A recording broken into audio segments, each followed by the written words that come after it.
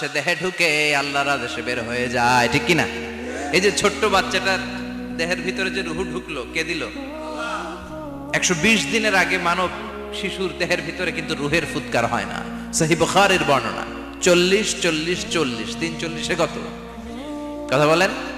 প্রথম 40 থাকে নুতফা, তারপরের 40 হয় আলাকা, তারপরের 40 হয় মুদগা, sperm drop, blood clot and then the little flash.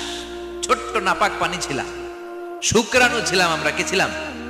শুক্রও ছিলাম না, শুক্রাণু, শুক্রের অণু। এক ফোঁটা শুক্রের মধ্যে 20 কোটি অণু থাকে, ওই 20 কোটির একটা ছিলাম আমি আর আপনি। সুবহানাল্লাহ, বাড়িতে গিয়ে বললেন। ডিম্ব আমরা ছিলাম না, আমরা ছিলাম ডিম্বাণু। ডিম্বের এই ডিম্বাণু আর শুক্রাণু দুইটা মিলে আল্লাহ আমাদেরকে বানায় ফেললেন জাইগট, সেখান থেকে এমব্রয়ো, তারপরে আস্তে আস্তে ইনিশিয়াল স্টেজগুলো শেষে একটার পর একটা স্টেজ পার করে তিনি আমাদেরকে বানালেন আলাকা, সেখান থেকে মুদগা। আমাদের দেহের ভেতরে তিনি স্কেলিটন ভরে দিলেন, কঙ্কাল, মাথার স্কাল দিলেন, খুলি দিলেন, নাক কান গলা দিলেন, আমার রেসপিরেটরি সিস্টেম চালু করে দিলেন। কত ছোট ছিলাম আমি, ক্ষুদ্র ছিলাম আমি। ফালয়ানজুরিল ইনসানু মিম্মা খুলিকা, খুলিকা মিম্মা দাফিক। মানুষের উচিত তার সৃষ্টি প্রক্রিয়ার দিকে নজর করে তাকানো। বাবার পিঠ থেকে সবেগে নির্গত হওয়া পানি দিয়ে মায়ের পেটে তোমারে ঢুকায় দিল কে? নাপাক পানি থেকে ছোট্ট ব্যাঙ্গাচির মতো ছিলাম, জোকের মতো মায়ের জরায়ুর দেয়ালে লেগেছিলাম। সেখান থেকে বড় করতে করতে আমার রেসপিরেটরি সিস্টেম, আমার হেয়ারিং সিস্টেম, আমার সব সিস্টেমগুলো তিনি আমার দেহের ভিতরে সেট করে দিল। চিল্লায় কোন সুবহানাল্লাহ। 120 দিনের সার্টেন পিরিয়ড শেষে তিনি দেহের ভিতরে রুহের ফুৎকার দিলেন। দেয়া মাত্রই আমার রুহুতে ধপ ধপ ধপ শুরু হয়ে গেছে। ওই যে ধপ ধপ শুরু হয়েছে, আজও থামে নাই। এই ধপ ধপ থামলে বাঁচবেন? দম ফুরাইলে আমরা ঠুস হয়ে যাবো, ঠিক কিনা? হায় রে মানুষ রঙিন ফানুষ, দম ফুরাইলে তবু তো ভাই কারোরই নাই একটুখানি। হায় রে মানুষ রঙিন ফানুষ, রঙিন ফানুষ, হায় রে মানুষ। সুবহানাল্লাহ বলেন।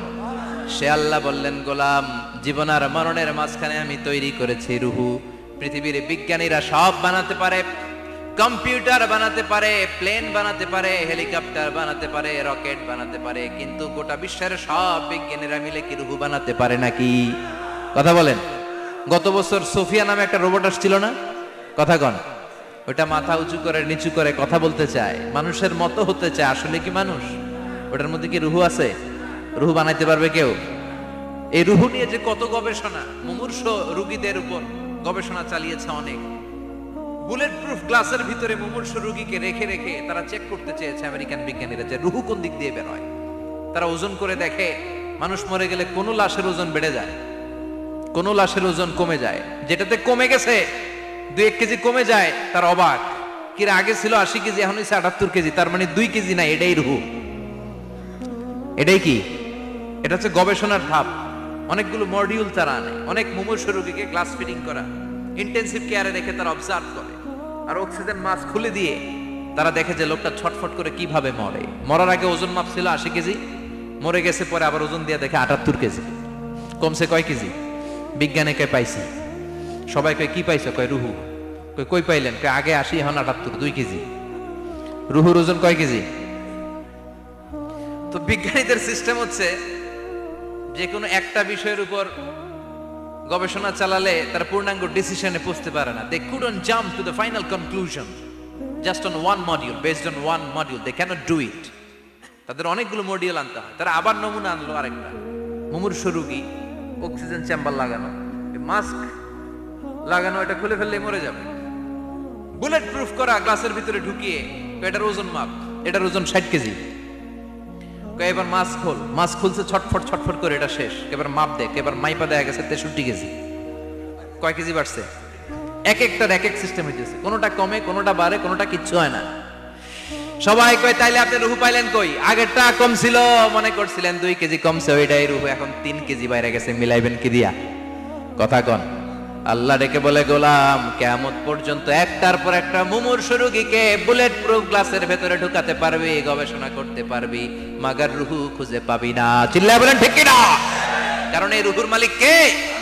সে আল্লাহ বললেন আল্লাযী খালাকাল মাউতা ওয়াল হায়াতা লিয়াবলুয়াকুম আইয়ুকুম আহসানু আমালা।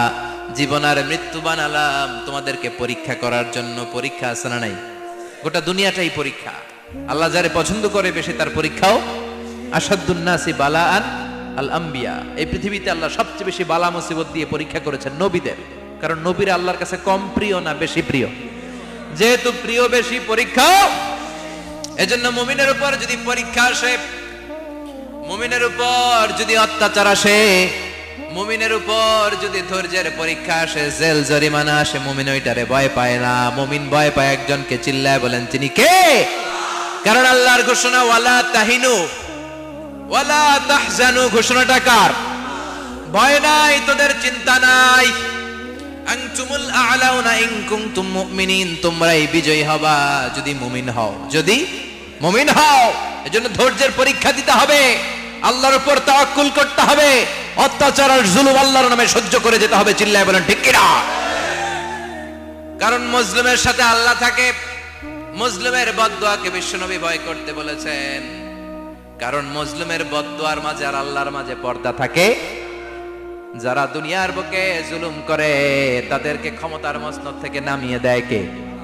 আর যারা মজলুম হয়, যাদের রক্ত দিয়ে জমিন ভেজে, তাদেরকে জমিনের ক্ষমতা দিয়ে দেয় কে? আর যারা রক্ত ঝরায়, ইতিহাস বলে তারা শেষ পর্যন্ত প্রাণ আর জান নিয়ে পালাবার জায়গাটা পায় না। চিল্লায় বলেন ঠিক কিনা? এজন্য মুমিন খুব ভালো করে জানে রাত্রি যত গভীর হয়, সুবহে সাদিকের সময় কাছে আসতে থাকে। গর্ভবতী নারীর পেটের জ্বালা যন্ত্রণা, ব্যথার পেইন যত বাড়ে, নতুন মেহমান আগমনের সময় কাছে আসতে থাকে। তেমনি ইসলামের পক্ষের শক্তির উপর যদি অত্যাচার, অনাচার, স্টিম রোলার বেড়ে যায়, এটা প্রমাণ করে ইসলামের বিজয়ের সময় কাছে আসতে শুরু করেছে। চিল্লায় বলো ঠিক কিনা? এজন্য রাব্বুল আলামিন ডেকে বলেন গোলাম, লিয়াবলুয়াকুম আইয়ুকুম আহসানু আমালা। কে ভালো আমল করো, কে খারাপ আমল করো, এজন্য আমি জীবন মরণ তৈরি করেছি। চিল্লায় কোন ঠিক কিনা? এরপর আল্লাহ বললেন ওয়ালাকাদ যায়্যানাস সামাআদ দুনিয়া বিমাসাবিহা ওয়া জাআলনাহা রুজুমান লিশ-শায়াতিন। সুবহানাল্লাহ বলেন। ওয়ালাকাদ যায়্যানাস সামাআদ দুনিয়া। মাইকম্যান কোথায়? সাউন্ডটা বাড়াও। এত দুর্বল কেন তোমার সাউন্ড? মনে হচ্ছে আমি মাইক ছাড়া কথা বলছি। সাউন্ডটাকে স্ট্রং করো। ওয়ালাকাদ যায়্যানাস সামাআদ দুনিয়া। I have beautified the closer sky with candles, with light and stars. আল্লাহ বললেন আমি দুনিয়ার আকাশকে তারা দিয়ে সুশোভিত করেছি। আকাশে তারা আছে না নাই? এগুলো এমনি এমনি হয়েছে না? তৈরি করছে কে? বিশ্বাস হয়? কোনো সন্দেহ আছে? এখন তো লাইটিং ফাইটিং এর যুগে তারার যে কি সৌন্দর্য আমরা বুঝি না। আমরা যখন ছোটবেলা গ্রামে যেতাম, রাতের বেলা তারার মেলা, কি সুন্দর, একটার চেয়ে একটা সুন্দর। শুকতারা, ধ্রুব তারা, সপ্তর্ষি মণ্ডল, 7টা তারার একটা চেইন আছে, চিনেন এগুলো? কি সুন্দর তারা! এগুলো তৈরি করে রেখেছে কে? প্রথম আকাশের মহাশূন্যকে আল্লাহ এই তারকা দিয়ে বিউটিফাই করেছেন। It's a candle. আল্লাহ সাজিয়ে রেখেছেন। আমরা খালি চোখে যেটা দেখি এটা কিন্তু আকাশ না, এটা প্রথম আকাশ নয়। প্রথম আকাশ যে কত দূরে আমেরিকার নাসার বিজ্ঞানীরাও জানে না। খালি চোখে আমরা যা দেখি এটা প্রথম আকাশের মহাশূন্য। এর অনেক অনেক অনেক উপরে প্রথম আকাশ। এরপরে দ্বিতীয় আকাশের মহাশূন্যের স্তর শুরু, এরপরে দ্বিতীয় আকাশ, তারপরে তৃতীয় আকাশের মহাশূন্যের স্তর শুরু, তারপরে তৃতীয় আকাশ। একটার চেয়ে আরেকটা বড়। প্রথম আকাশের চেয়ে দ্বিতীয় আকাশ কত বড় বলি? আপনার হাতের আংটিটা যদি সাহারা মরুভূমিতে আপনি ছুঁড়ে ফেলে দেন, পুরো মরুভূমির তুলনায় আংটি যত ছোট, আল্লাহর দ্বিতীয় আসমানের তুলনায় আল্লাহর প্রথম আসমানটা ঠিক তত ছোট। একটার চেয়ে একটা বড়, একটার চেয়ে একটা বড়। সূর্য দেখে আমরা অবাক হয়ে যাই। 9,30,00,000 মাইল দূরে। এই পৃথিবীর চেয়ে 13 লক্ষ গুণ বড়। এটার সানশাইন, আলো আসতে পৃথিবীতে 8 মিনিট 18 সেকেন্ড লেগে যায়। আমরা মনে করছি সূর্যই বড়। আমরা বসে আছি মাইথার দিয়াতে, তাই না? এই জায়গাটার নাম কি? মাইথার দিয়া। কি খালি এতটুকু প্যান্ডেলের সমান? কত বড় মাইথার দিয়া! এই পুরো মাইথার দিয়া কোন থানায় পড়ছে? দাউদকান্দি। দাউদকান্দি হচ্ছে কুমিল্লার 16টা থানার একটা, ঠিক কিনা? 16 থানা মিলে কুমিল্লার একটা জেলা। এরকম কয়টা জেলা আছে? 64 জেলা। এই 64 জেলা মিলে আমাদের সুজলা সুফলা শস্য শ্যামলা ডিজিটাল বাংলাদেশ। কথা কন। আর বাংলাদেশ হচ্ছে পৃথিবীর সবচাইতে বড় দেশ। হ্যাঁ, 64 জেলা, এরপরে ছোট। যাদের অ্যাটলাস ম্যাপ নিয়ে যাদের ধারণা আছে তারা দেখবেন বাংলাদেশ এই শব্দটা লেখার জায়গাও আমরা পাই না। মানচিত্রে বাংলাদেশ শব্দটা লেখার জায়গা পায় না। বিআরএ উঠে যায় ইন্ডিয়ার উপর, আর ডিএসএচ উঠে যায় আবার ইন্ডিয়ার উপর। মাঝখানের দুইটা অক্ষর বাংলাদেশের উপরে পড়ে। চিল্লায় বলেন ঠিক কিনা? কত ছোট দেশ। পাশের ইন্ডিয়া 20-25 গুণ বড়। ইউরোপ আমেরিকার অনেক দেশ আছে, আমেরিকায় বাংলাদেশের চেয়ে শতগুণ বড়, কানাডা কয়েকশো গুণ বড়, রাশিয়া কয়েকশো গুণ বড়। এরকম প্রায় 200 দেশ নিয়ে পৃথিবীর স্থলভাগ, আর 70% হচ্ছে শুধু পানি। এই সব মিলে আমাদের এই পৃথিবী। আর এত বড় পৃথিবীর চেয়েও নাকি সূর্য 13 লক্ষ গুণ বড়। তার মানে সূর্যই বড় না, সূর্যের চেয়ে অনেক বড় তারা আছে। সূর্যের পরে পৃথিবীর সবচেয়ে কাছের যে তারা বা স্টার, ওটার নাম হচ্ছে প্রক্সিমা সেন্ট্রাই। নাম কি? প্রক্সিমা সেন্ট্রাই। এরপরে আলফা সেন্ট্রাই এ, আলফা সেন্ট্রাই বি, ইটা ক্যারিনা, বেটেলজিউস, এরকম একটার পর একটা তারা। যেই সূর্য পৃথিবীর চেয়ে 13 লক্ষ গুণ বড়, বেটেলজিউস নামে একটা তারা আছে, ওটা সূর্যের চেয়ে 33 কোটি গুণ বড়। তার মানে কি বেটেলজিউসই সবচেয়ে বড় না? ছোট্ট একটা তারা। এই বেটেলজিউসকে খেয়ে ফেলাইতে পারে এরকম 1000 কোটি গুণ বড় সাইজের তারা আছে না নাই? এরকম কয়েক বিলিয়ন তারা নিয়ে আমাদের গ্যালাক্সি গঠিত। আমাদের গ্যালাক্সি, এটার নাম মিল্কি ওয়ে। এটার নাম কি? আমাদের গ্যালাক্সি। এই গ্যালাক্সিতে আমাদের অবস্থান। এরকম কত হাজার কোটি গ্যালাক্সি আছে আমেরিকার নাসার বিজ্ঞানীরাও জানে না। আমাদের গ্যালাক্সির সবচেয়ে কাছের যে গ্যালাক্সি, ওই গ্যালাক্সিটার নাম হচ্ছে অ্যান্ড্রোমেডা। কি নাম? অ্যান্ড্রোমেডা। আমাদের গ্যালাক্সি থেকে কেউ যদি কাছের গ্যালাক্সি অ্যান্ড্রোমেডাতে যেতে চায়, তার 2.5 মিলিয়ন লাইট ইয়ার্স সময় লেগে যাবে। কথাটা কঠিন হয়ে গেছে, আমি ভেঙে বলি, তারপরে সুবহানাল্লাহ কইবেন। আমাদের গ্যালাক্সির নাম মিল্কি ওয়ে। মিল্কি ওয়ে থেকে যদি কেউ অ্যান্ড্রোমেডাতে যেতে যায়, কত সময় লাগবে? 2.5 million light year. Light year মানে আলোকবর্ষ।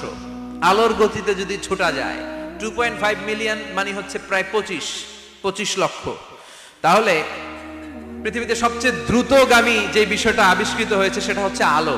এই যে লাইট মারলে যে ছোটে, এই লাইট প্রতি সেকেন্ডে 1,86,000 মাইল বেগে ছুটতে পারে। 1 মিনিটে না,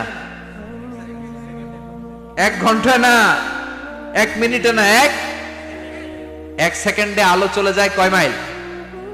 1,86,000। Could you imagine that? আপনি কল্পনা করতে পারেন? হয়তো মাথা নাড়াইতেছেন। এটা কি কল্পনা করা যাবে? আমার তো তার ছিঁড়ে যাচ্ছে। 1 সেকেন্ডে নাকি আলো ছুটে 1,86,000 মাইল বেগে। 1 সেকেন্ড শব্দ কইতে তো 2 সেকেন্ড লাগে। কথা কোন? এর মধ্যে আলো চলে গেছে 1,86,000 মাইল। তো কোন রকেট যদি আপনি পান, যে রকেট দিয়ে সেকেন্ডে 1,86,000 মাইল বেগে রকেটটা ছুটবে প্রতি সেকেন্ডে, খেয়াল করেন, ঘন্টায় না, মিনিটে না, কিসে? সেকেন্ডে। যে রকেটটা সেকেন্ডে 1,86,000 মাইল বেগে ছুটবে, ওই রকেটটা দিয়ে আমাদের গ্যালাক্সি থেকে আমাদের পাশের গ্যালাক্সি অ্যান্ড্রোমেডাতে পৌঁছতে আপনার 25 লক্ষ বছর লেগে যাবে। সুবহানাল্লাহ বাড়িতে গিয়ে বললেন। এরকম বিশাল বিশাল তারা দিয়ে আমাদের আকাশটারে বিউটিফাই করেছে কে? এজন্য আল্লাহ বললেন, ওয়ালাকাদ যায়্যানাস সামাআদ দুনিয়া বিমাসাবিহা ওয়া জাআলনাহা রুজুমান লিশ-শায়াতিন। আমি এই দুনিয়ার আকাশটারে সুন্দর সুন্দর তারকারাজি লাইটের মতো সেটিং করে সুশোভিত করেছি। আবার এই তারকা দিয়ে আমি শয়তানদেরকে প্রহারও করেছি। সুবহানাল্লাহ। শয়তানদেরকে আল্লাহ তারা মেরে আঘাত করে। সুবহানাল্লাহ বলেন। এরপরে এই সূরার প্রথম রুকুর শেষে আল্লাহ বললেন, ওয়াসিররু কাওলাকুম আও ইজহারু বিহি ইন্নাহু আলিমুম বিযাতিস সুদূর আলা ইয়ালামু মান খালাকা ওয়া হুয়াল লাতীফুল খাবীর। আল্লাহ বললেন, ওয়াসিররু কাওলাকুম, তোমরা যদি গোপনে কথা বলো, আও ইজহারু বিহি, কিংবা স্পষ্ট করে বলো, সব শুনে কে? আপনি যেমনি বলেন শুনবে কে? বলেনই নাই, শুধু মনে মনে ভাবছেন, শুনবে কে? সুবহানাল্লাহ কইবেন না?